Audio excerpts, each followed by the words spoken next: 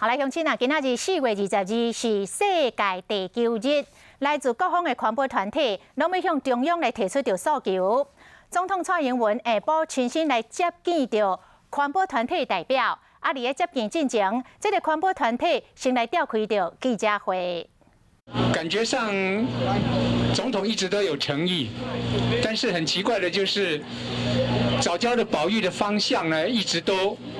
跟总统的美意呢背道而驰。那今天呢，我们其实已经形成了所谓的藻礁公投要成案的这样的一个情势。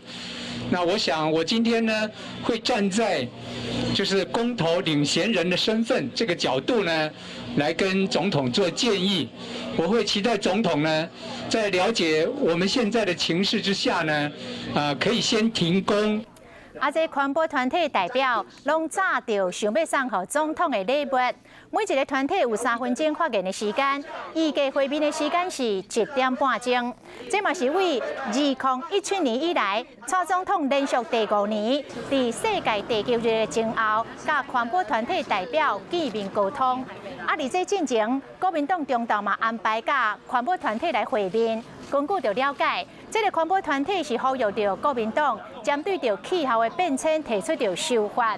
这个国民党提案的态度，可能会影响着双方伫个草打公投、反来猪公投等这个议题的合作。